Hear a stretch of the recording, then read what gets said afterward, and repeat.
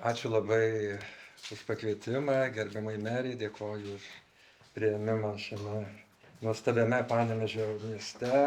Ačiū Kraštotyros muziejaus vadovybei ir Donatui už pakvietimą.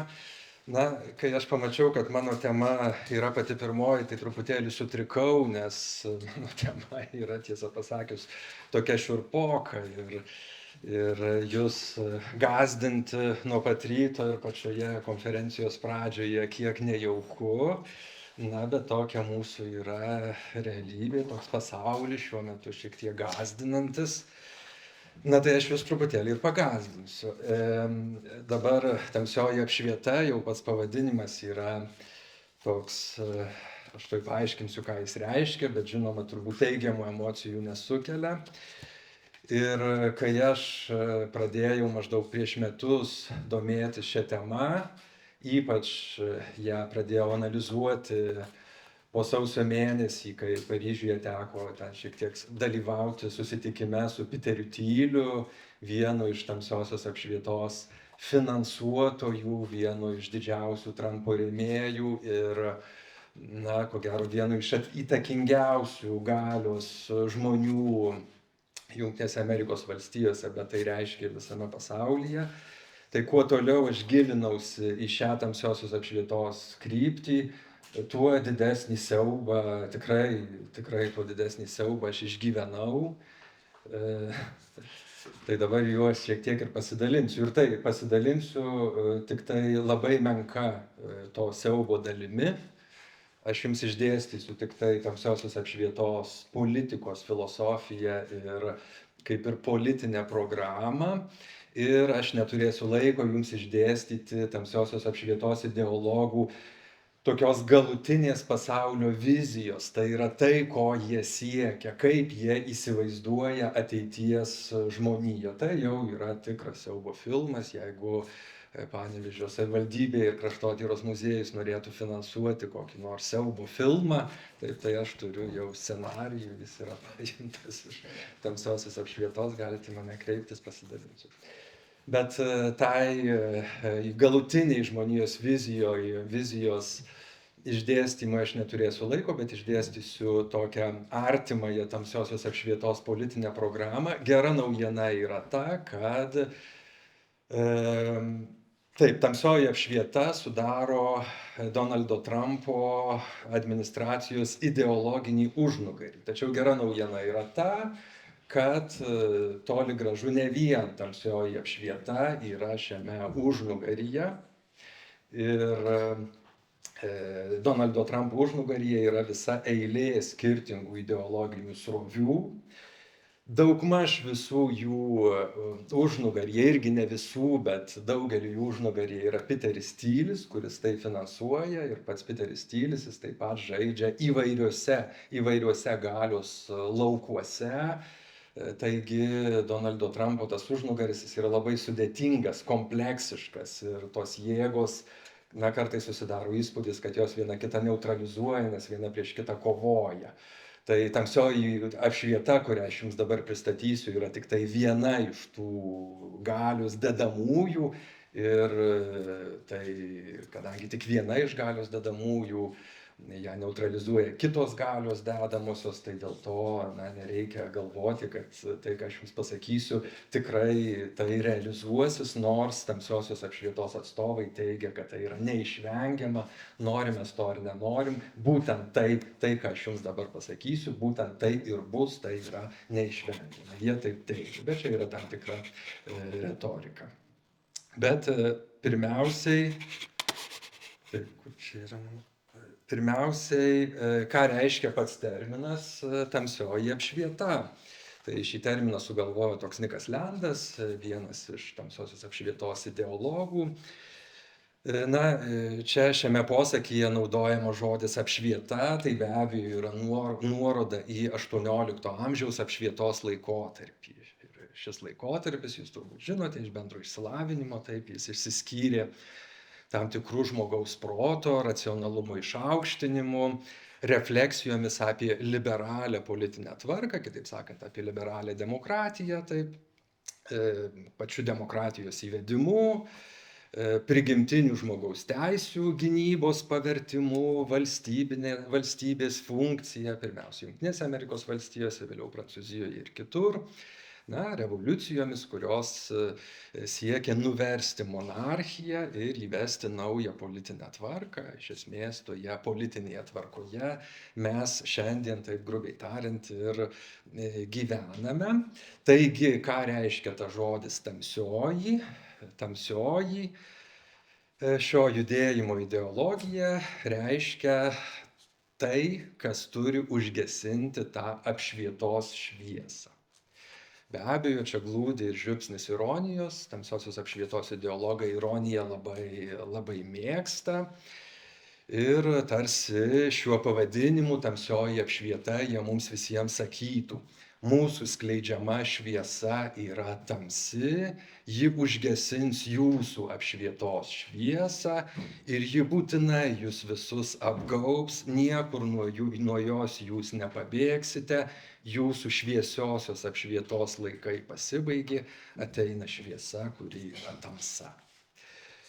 Na, tamsiosios apšvietos judėjimą sudaro visa plejada mąstytojų ir rašytojų, reikia pasakyti, labai talentingų, kurie savo idėjas itin sėkmingai ėmė skleisti iš esmės internetinėje erdvėje po 2000 metų. Šie mąstytojai yra eklektiški, labai įvairūs tiek stiliumi, tiek minčių turinių. Daugumas jų rašė ir teberašo anonimiškai, kai kurių iš jų tapatybės dar nėra išsiaiškintos, bet aišku, kad už tų pseudonimų slepiasi tikrai talentingi žmonės, puikiai pažįstantis filosofiją, labai talentingai rašantis, visko dėja aš neturėsiu laiko čia jums pristatyti. Kai kurių tapatybės yra išsiaiškintos, tai yra filosofai, mokslo daktarai, baigę apsigynę disertacijas Jeilėje, Stanforde ir taip toliau, taip toliau. Vis dėlto, nežiūrint jų eklektiškumo ir tokio vidinio prieštaringumo, galima išvesti jiems būdingus bruožus. Taigi, ko tai bendrai siekia tamsiosios apšvietos ideologai? Tai be abejo panaikinti demokratiją ir atkurti monarchiją. Toks jų labai oficialus siekis.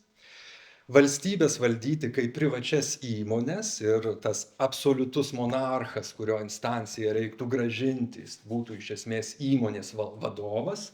Ir čia tamsiosios apšvietos ideologai, žymiausias iš jų, Kurtis Jarvinas, kalba apie idealų politinį Trumpą.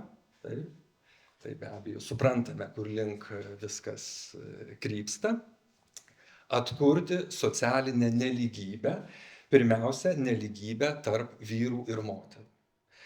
Tamsiosios apšvietos ideologai pasižymė ypatingą mizoginiją, mes ten nerasime moterų, mes ten rasime labai tokią didelę panieką moteriai, tai yra labai išreikšta panieka moteriai ir apskritai jie teigia, kad visos vakarų civilizacijos bėdos, socialinės, psichologinės, tas ištižimas, kuris yra būdingas vakarų civilizacijai, ir visos, žodžiu, bėdos, kurias mes išgyvenome, prasidėjo nuo taip vadinamosios vyrų ir moterų lygybės principo, taigi būtinai reikia grąžinti vyrų ir moterų nelygybės principą, kaip ir visas kitas socialinės nelygybės. Tai yra, reikia įvesti griežtą socialinę hierarchiją, tik ta socialinė hierarchija, ji būtų įvedama ne tiek pagal kilmės principą, kiek pagal genetinius biologinius duomenis, tai yra būtų išsiaiškinta, kurie iš mūsų yra genetiškai ten vertingesni už visus kitus, tai yra vadinamasis biorasizmas. Taip, ir žinoma, jie akcentuoja tą tradicinį vakarų filosofijoje nuo pat Platono laikų vis pabrėžiama šeimininko ir vergo dialektikos principą, tai yra šeimininkas ir vergas. Tai reiškia, kad tarp mūsų yra keletas žmonių išrinktųjų, kuriems yra skirta iš prigimties, biologiškai, kaip jie sakytų, genetiškai valdyti. Ir absoliuti dauguma, tai reiškia 99,99% yra skirti būti vergais. Ir šitą prigimtinę, gamtinę dialektiką, ją reikia grąžinti, nes taip yra. Tokia yra prigimtis. Ir, žinoma, suteikti ypatingą statusą dirbtiniam intelektui.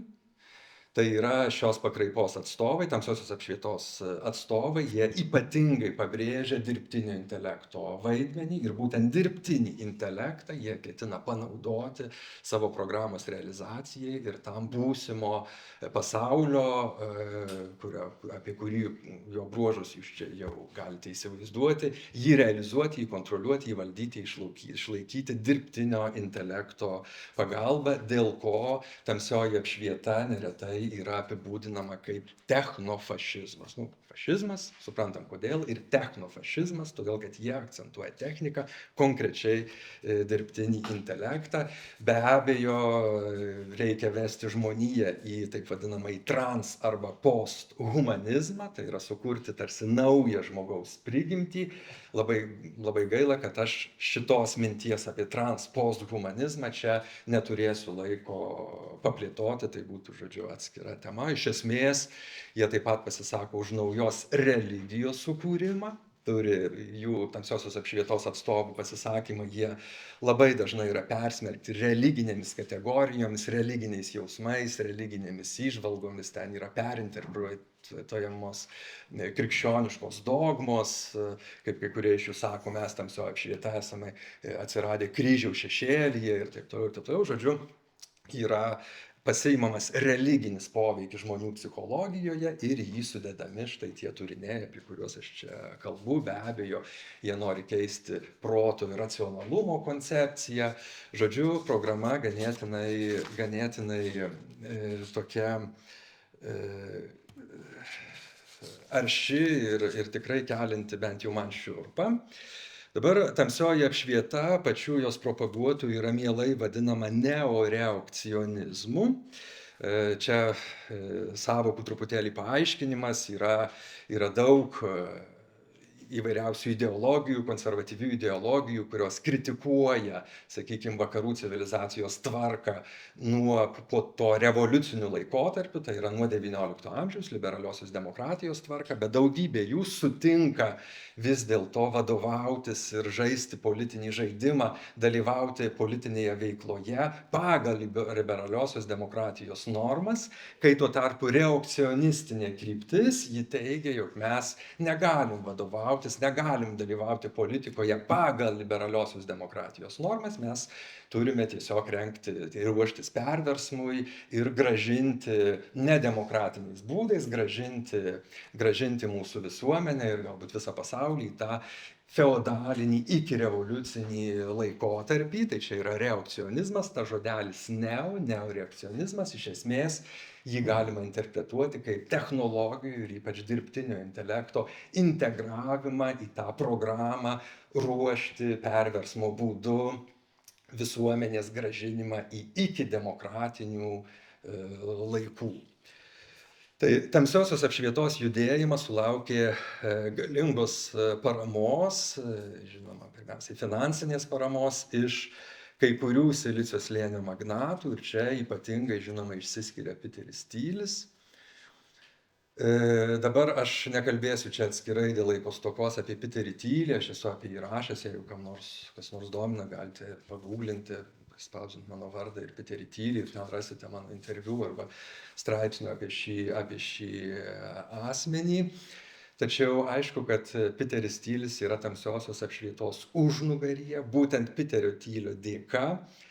Tamsioji apšvieta įėjo į Donaldo Trumpo administracijos horizontą ne tik antrosios kadencijos metu, bet jau pirmosios kadencijos metu. Kurtis Jarvinas, didžiausias, kurį tuoj pristatysiu, tas didysis tamsiosios apšvietos ideologas, jis dalyvavo Trumpo inauguracijoje jau 2016 metais, tik tai dar buvo nepastebimas, kai tuo tarpu 2024-2025 metų inauguracijoje, tų metų inauguracijoje jau Jarvinas ne tik jau Jarvinas New York Times buvo pristatomas kaip pagrindinis naujosios administracijos ideologas. Tai čia matome, žodžiu, galę, šita tamsiosios apšvietos poveikis ir galia, jie radosi dėl Piterio Tylio veiklos, kodėl Piteris Tylis taip elgėsi ir kodėl jisai žaidžia šią galę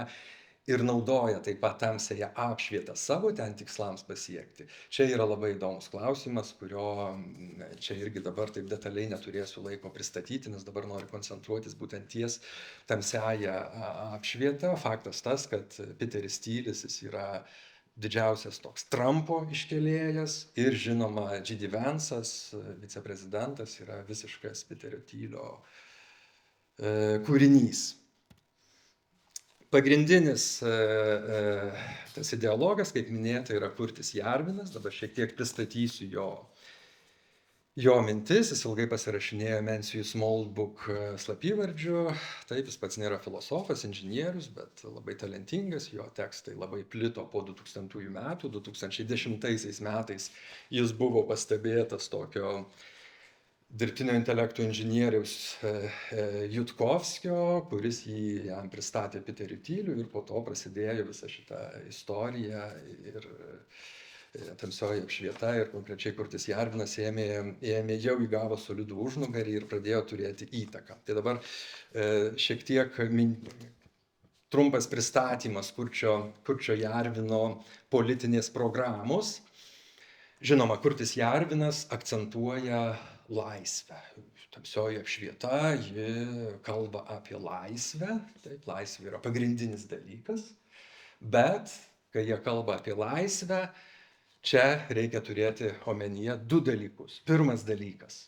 Pagal tamsiąją apšvietą laisvė nėra suderinama su demokratija. Mes taip įsivaizduojame, kad demokratija, laisvė, čia mums yra tas suderinamumas natūralus, jei mes visi esame laisvi, mes gyvenam demokratijoje, mums tai yra įaugę taip į mūsų šaknis, pagal juos laisvė ir demokratija nėra suderinamos. Piteris Tylis perėmė šitą savo idėją, kad laisvė ir demokratija nėra suderinamos iš Kurčio Jarvino. Ir antras dalykas, turbūt pats jau svarbiausias, kuris viską paaiškina, laisvė yra ne visiems. Laisvė yra ne visiems. Laisvė yra pats pagrindinis dalykas, bet ne visiems. Tik tai keletui iš mūsų, tiem, kuriem tam skirta, kurie turi genetiką tam tikrą. 99% jokios laisvės negali būti,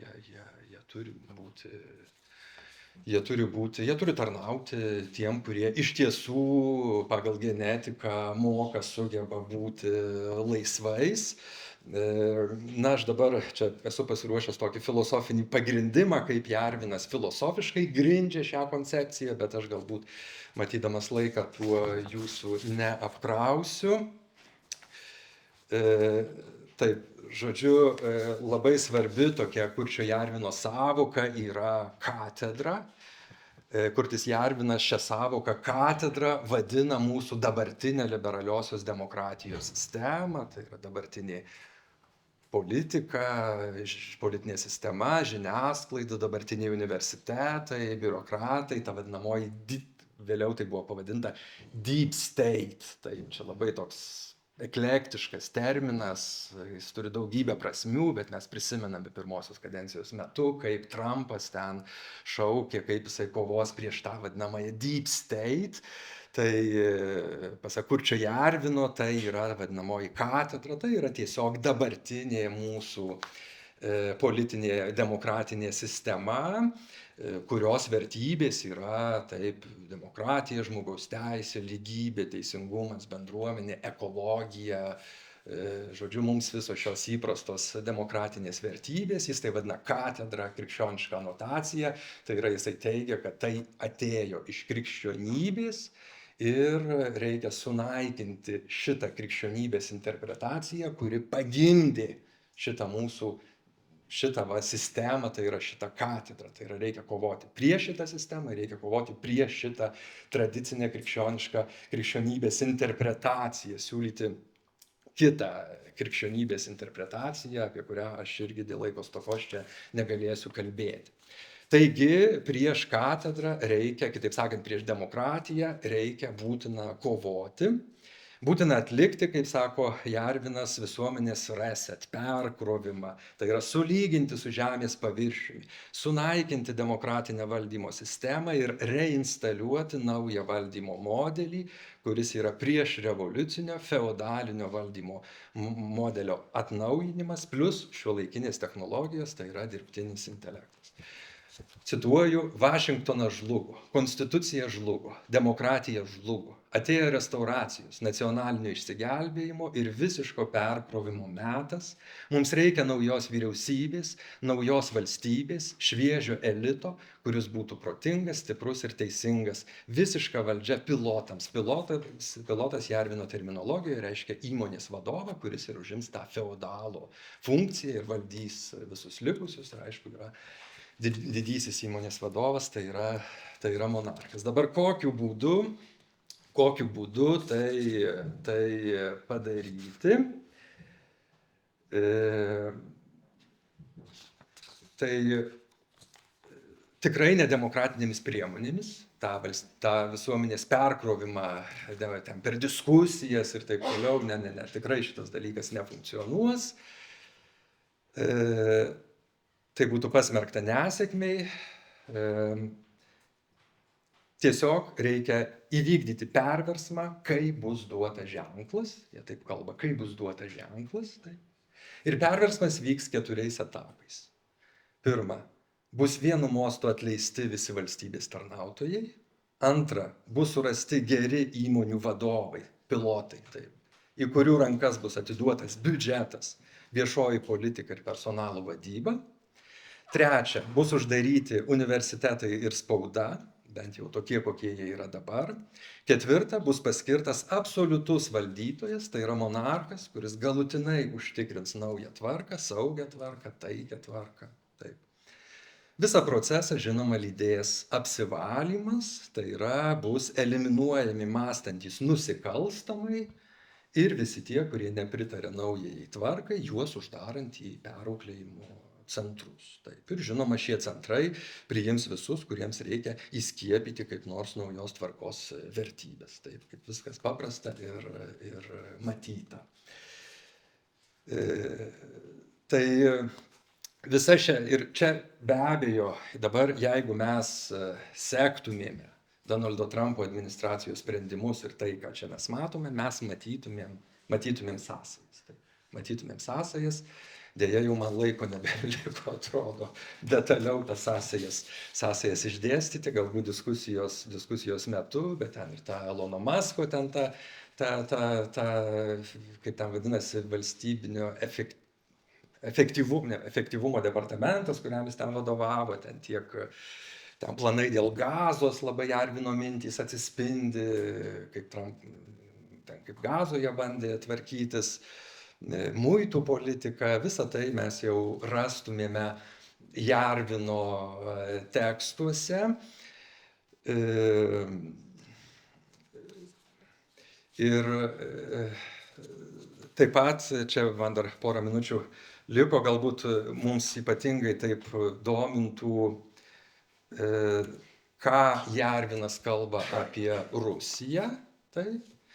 Tai ir kai 2022 metais, kai Rusija užpuolė Ukrainą, tai 2022 metų pradžioje Jarvinas pareiškė, kad Jungtinės Amerikos valstijos privalo leisti Rusijai užkariauti ne tik Ukrainą, bet visą Europą.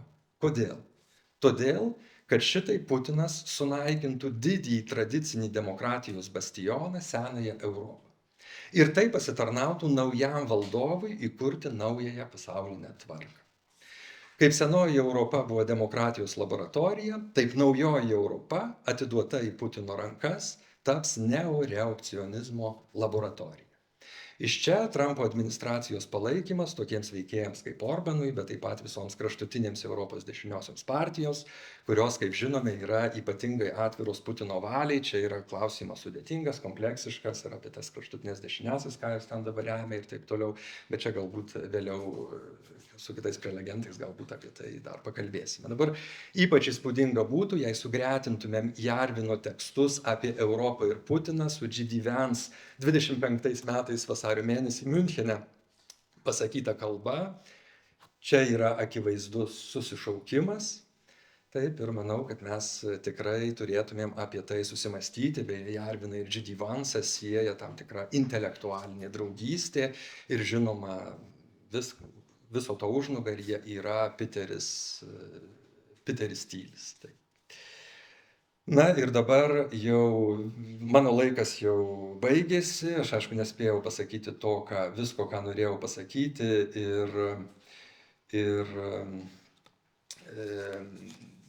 ypač negalėjau čia išdėstyti to galutinės žmonijos vizijos taip, kaip jie ją įsivaizduoja, ką jau minėjau pradžioje. Vis dėlto noriu užbaigti labai tokia dramatiška ir siaubinga nata, viena Nikolando citata. Nikas Landa, čia Piteris Tylis yra labai veiklus, Kurtis Jarvinas irgi kviečia veiksmui. Nikas Landas, jisai sako, per mūsų šitą veiklą, tiesą pasakius, veikiame mes ar neveikiame, tai nuo mūsų nepriklauso. Tiesiog žmonijoje kartu su dirbtiniu intelektu pradėjo vykti procesai, kurie jau išslysta iš žmonių rankų. Mes jų nebesukontroliuosime, su dirbtiniu intelektu ima ryškėti toks naujas superprotas, nauja supergalia, nauja supersąmonė.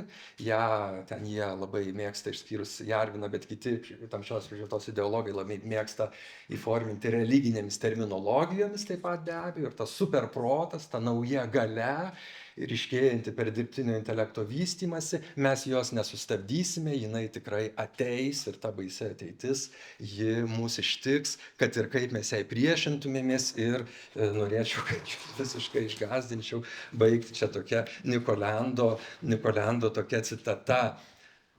Ką daryti? Tai nėra neutralus klausimas. Jis iš anksto suponuoja tikėjimą kokiu nors progresu. Todėl mes jį atmetame ir siūlome siaubingą atsakymą. Nieko. Nedaryk nieko. Savo veiksmais tu nieko nepasieksi, tau vis tiek nepasiseks. Pasiduok nevilčiai, atsiduok siaubui. Gali puikuotis bandymams mums prieštarauti, tačiau tavo vienintelis tikrasis ir mirtinas priešas yra pati tikrovė. Mes ant tavęs nešauksime, mes tyliai, švelniai tau šnibždėsime į ausį. Pasiduok nevilčiai, siaubas. Tai štai tokios tonacijos, tokios, sakyčiau, ganėtinai šėtoniškos tonacijos tiems tarp jūsų, kurie yra tikinti žmonės. Jais yra persmelkta tamsioji apšvieta, kuri sudaro vieną iš Trumpo administracijos užnugarių, galios dedamųjų ir kuri labai imponuoja Jungtinių Amerikos valstijų ir kitų šalių jaunimui. Tai, manau, mums reiktų tai tiesiog žinoti ir toliau galbūt galvoti, kaip čia mums to išvengti. Taip. Trumpą klausimą. Taip. O kas turėtų paskirti monarchą? Iš kur jis atsirastų? Jeigu nėra rinkimų, grįžtume šių Taip, tai dabar... Taip, ne, tai jie kalba apie perversmą, žodžiu, apie perversmo tam tikras jėgas, įvyksta perversmas ir yra surandamas tam tinkamas žmogus, kuris perversmininkai, kaip 26 metais Smetona atėjo ir surado, čia tokia analogija labai tokia tolima. Bet kas įvyko 15 metais, įvyko, žodžiu, toks dalykas, kad Donaldas Trumpas laimė rinkimus. Ir čia... Ne, tai apie naujus rinkimus ne, bet... Taip, bet apie naujus tada nėra, prasmės, kad jų nebus. Ne, tai jų nebus, bet Donaldas Trumpas, jisai vis dėlto rinkimų būdu laimėjo ir čia tada taktika keičiasi, nes tada atsiranda galimybė realizuoti šiuos tikslus, tokiu būdu, per Donaldą Trumpą. Aš irgi visiškai netikiu, kad tai yra įmanoma padaryti. Bet tiesiog tokia programa yra ir galbūt kai kas bando ją realizuoti, kai kas tuo žaidžia, kai kas tuo manipuliuoja ir tai turi poveikį. Tai va, gerai, ačiū Jums.